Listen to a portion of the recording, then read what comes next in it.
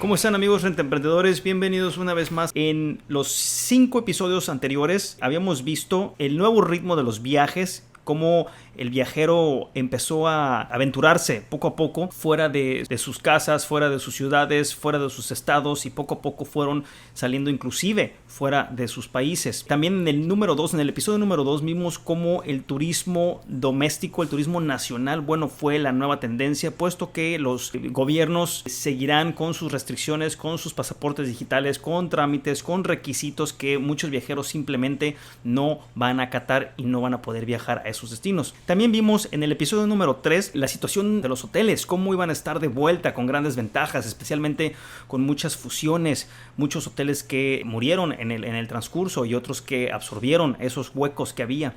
En el episodio número 4 vimos la tendencia de una cadena hotelera, en específico Accor en Europa, que se enfoca en el nicho de mercado del lifestyle, del estilo de vida, y cómo ellos lejos de descontar sus tarifas, lejos de caer en promociones, en descuento, reforzaron esta marca, reforzaron la investigación de su tipo de cliente y lograron capturar y seducir al cliente para que siguiera regresando. Recordemos que estos hoteles de estilo de vida son aquellos hoteles nicho de mercado enfocados a los nómadas digitales, pero de alta gama.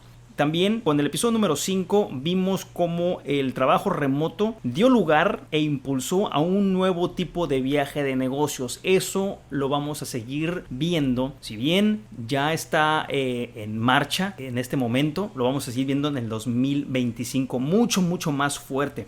En este episodio en particular les quise dar un poquito de un preámbulo para todos ustedes rentemprendedores que se están uniendo apenas y que pueden preguntar más acerca de obtener más información acerca de esto. Lo estamos vendiendo por $1,000. Este reporte lo reciben en PDF, podemos hacerlo en inglés o en español. Lo hemos traducido y se lo podemos mandar a ustedes por $1,000 para que lo tengan a detalle. Esta es una hoja de ruta para el 2025 muy importante, para que puedan ajustar sus estrategias y puedan saber qué es lo que necesitan a largo plazo. Bien, en este episodio número 6 vamos a ver y a hablar un poquito de Asia. ¿Qué es lo que está pasando en Asia? ¿Por qué ellos mostraron al mundo que estaban preparados para esta pandemia? Y siguen estándolo. Tienen un plan de recuperación claro. Y Asia crece incluso cuando mira hacia adentro con su turismo nacional. Ese es el título. Habrá un fortalecimiento nacional y regional centrándose en la industria de viajes en el 2025.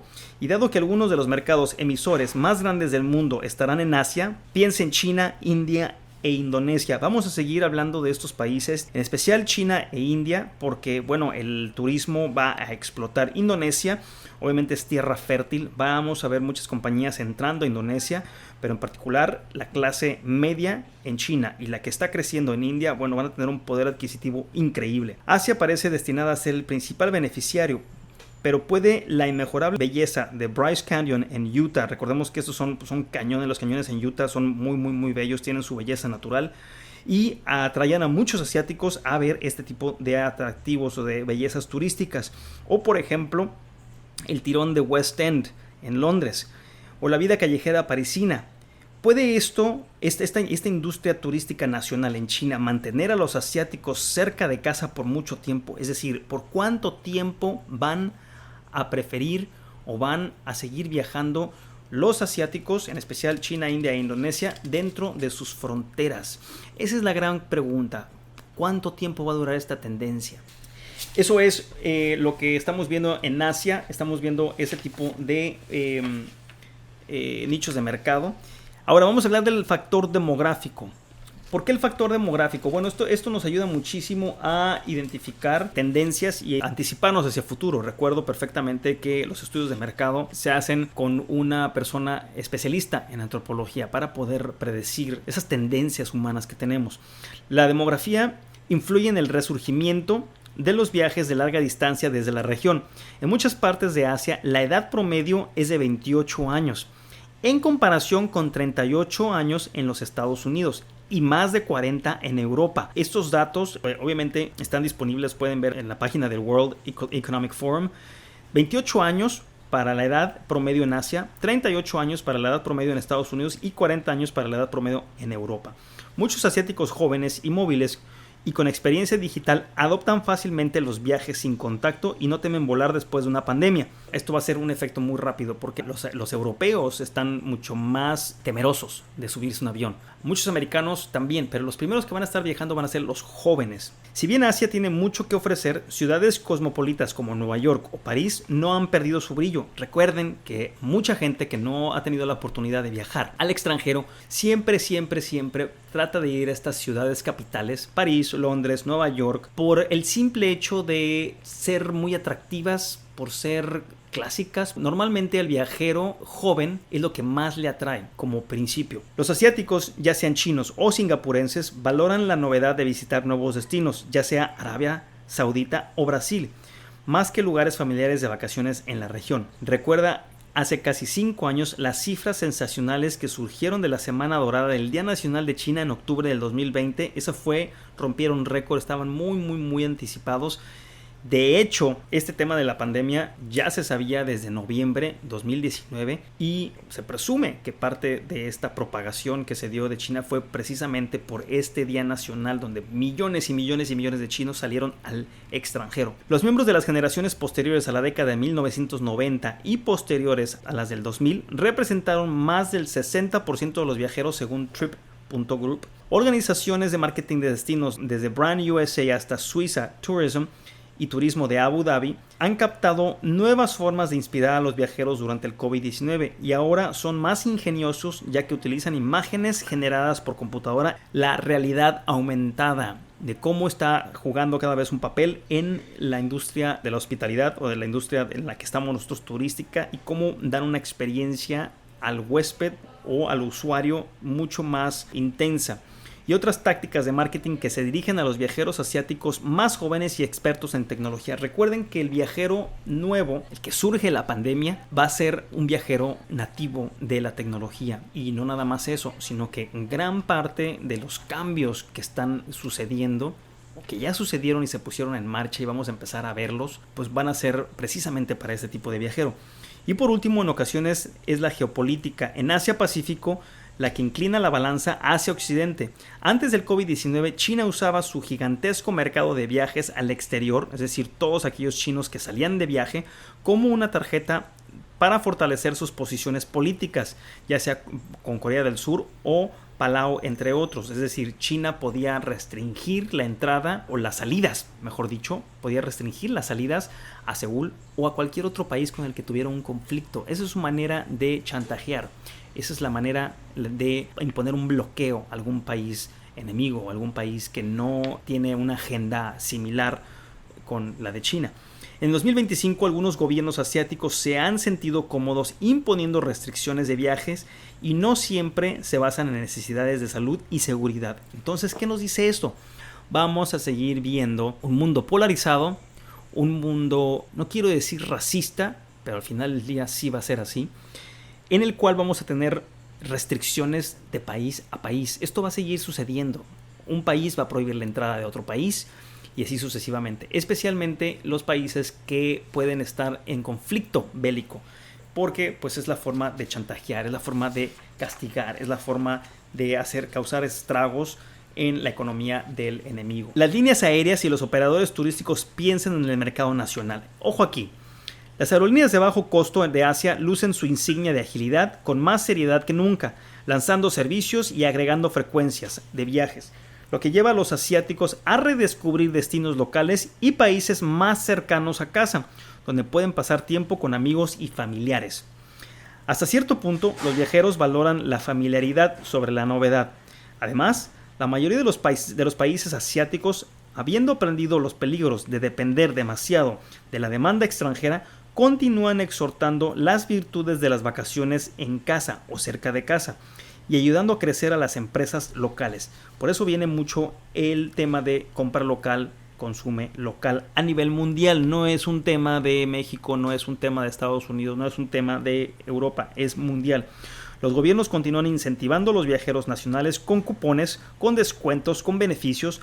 Los hoteles y los operadores turísticos también siguen el ritmo, creando experiencias locales únicas para satisfacer a un mercado que conoce bien su patio trasero. Esto es algo que COVID-19 ha obligado a aprender a los operadores turísticos y a los hoteles, y se están aprovechando de esta tendencia. Recordemos bien que estuvimos mencionándoles anteriormente que la tendencia iba a ser esta, iban a requerir la vacuna, y bueno, ya hay ciertos países, ciertos estados inclusive de la Unión Americana. Salió Nueva York, el gobernador de Nueva York hace un par de días exigiendo e imponiendo que todo visitante tenga la vacuna de COVID-19. Al mismo tiempo, la inversión masiva en carreteras locales, carreteras y ferrocarriles en toda Asia está mejorando la infraestructura, una bendición para los viajes regionales y nacionales. Aquí en México se está dando exactamente esto, y no arrancó ayer o antier, tiene ya años. Estas tendencias ya venían desde el 2019. Les estuvimos recordando en nuestros talleres, en el 2019, talleres presenciales, que por obvias razones no estamos haciendo en este momento y los vamos a iniciar otra vez en noviembre de este año. Bueno, les estuvimos compartiendo cuál era el sentimiento. Hablamos en el episodio número 1 de los Centennials y cómo ellos están buscando una forma de viajar sin arruinar el medio ambiente. Esto ocurre cuando los asiáticos en muchos mercados han encontrado un nuevo amor por los viajes por carretera y los viajes en tren, impulsados por la pandemia. ¿Se acuerdan del circuito de trenes que están haciendo en Riviera Maya, donde anda López Obrador? Creo que ya acaban de inaugurar la segunda o la tercera etapa. Bueno, esto eran tendencias mundiales. No se le ocurrió a él de la noche a la mañana construir trenes. Simplemente eran tendencias porque el turismo viene hacia el interior del país. Todo esto ha llevado a un debilitamiento continuo del poder de las empresas de viajes concentradas en Occidente, mientras que los destinos de Indonesia a Dubái están ganando cuota de mercado. Ahora, en todos los puntos que hemos dado, en todos los pronósticos que hemos dado, también ofrecemos un contrapunto. Y este contrapunto es la opción B, es el pronóstico número 1, y después damos nuestro pronóstico número 2. He aquí el contrapunto o el pronóstico número 2. Muchos viajeros de países asiáticos han regresado a Beverly Hills y el Gran Cañón, así como a Harrods y el Palacio de Buckingham. Es decir, no todos se quedaron a viajar internamente, no todos los asiáticos se quedaron a viajar en China nada más, o en India, o en Indonesia, sino muchos regresaron a Occidente.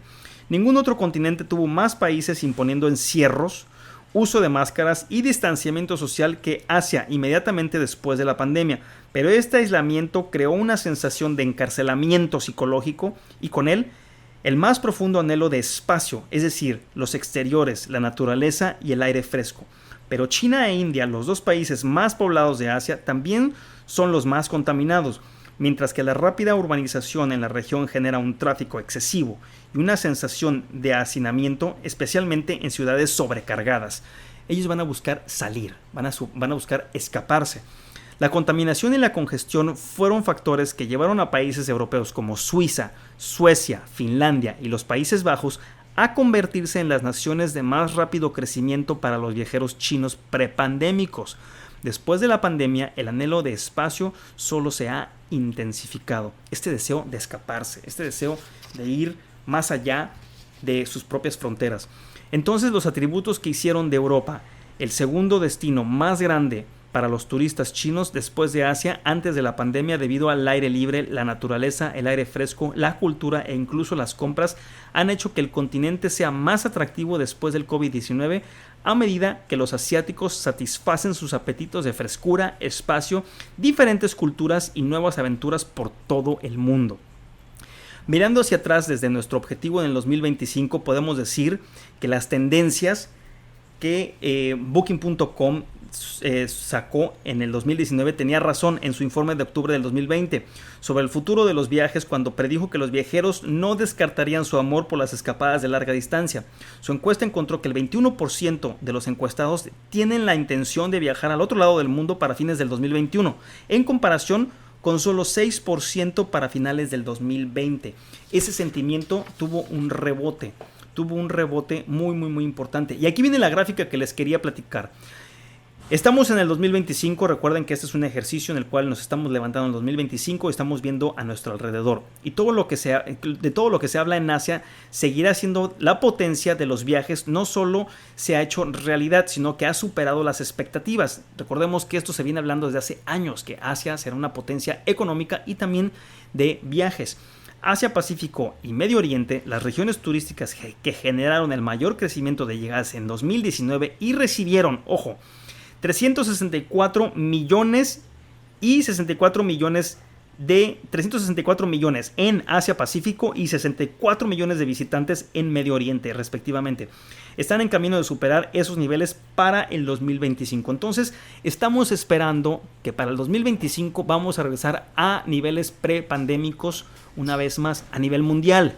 Esto te debe de servir como una hoja de ruta para hacer tus planes. La recuperación comenzó en el 2021 con China como motor.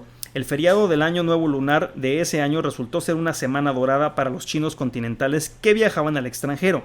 Al igual que el Día Nacional en octubre del 2020 fue un hito para la recuperación de los viajes nacionales en China. La demanda acumulada rompió sus restricciones gracias a la disponibilidad de vacunas y a la contención del COVID-19 en destinos claves de Asia. Alrededor de 100 millones de chinos continentales viajaron al extranjero en 2021, como China, el Outbound Tourism Research Institute había pronosticado en noviembre del 2020. Para 2022 se había pronosticado que ese número llegaría a 180 millones, superando la marca del 2019 de 170 millones, es decir, en 2 años subieron 10 millones. En este cuadro vemos cómo los cruces fronterizos desde China continental hacia el extranjero en la cantidad de millones, y vemos cómo China empieza en el 2000 a salir un número muy pequeño. 10 millones de chinos empezaron a salir de viaje, según el instituto de el Outbound Tourism for Research and Institute. Y en el 2001 ese número del 10 millones se fue a 12 millones, y el siguiente año 17 millones, y el siguiente año 20 millones. En el 2004 ya llegaban a 29 millones. Así sucesivamente, de 29 millones nos fuimos hasta el 2019, ojo. Del 2004 al 2019 fuimos de 29 millones de chinos viajando al extranjero a 170 millones de chinos viajando al extranjero. Ese número se contrajo muy fuerte en el 2020 porque volvimos a 18 millones, es decir, hubo una caída de 170 millones de chinos saliendo anualmente de China a 18 millones. Pero para el 2021 ya eran 100 millones y para el 2022 ya son 180 millones. Es decir, en menos de 2 años volvieron a recuperarse. Todo esto obviamente es muy importante para que lo tengamos en cuenta. Otros grandes mercados emisores asiáticos como Corea del Sur, también tigre asiático, Japón, India, Hong Kong, Singapur, Indonesia, Malasia y Tailandia, todos estos son parte de los tigres asiáticos, de las economías más fuertes, y que ellos se empezaron a recuperar desde el 2021, aunque a un ritmo más lento que China. El cambio más grande es que los viajeros salientes asiáticos se han vuelto menos globales. Para compensar el número reducido de viajes al extranjero en el 2019 y 2020, y la tendencia a vacacionar en el país, los viajeros asiáticos de muchos países están haciendo más viajes al año, lo que ayuda a estirar los presupuestos en lugar de derrochar en un solo viaje al extranjero. Entonces, esa es la tendencia. En lugar de estar saliendo anualmente de vacaciones, un viaje de 15, 30 días al extranjero, están haciendo muchos viajes pequeñitos al interior de su país. Amigos rentemprendedores, esto fue el episodio número 6. Asia crece incluso cuando mira hacia adentro, a su turismo nacional. En el episodio número 7 vamos a hablar de los sectores de viaje, cómo se mezclan y cómo desaparecen las diferentes límites, los diferentes sectores, cómo se va difuminando todo esto. Amigos rentemprendedores, nos vemos en el próximo episodio.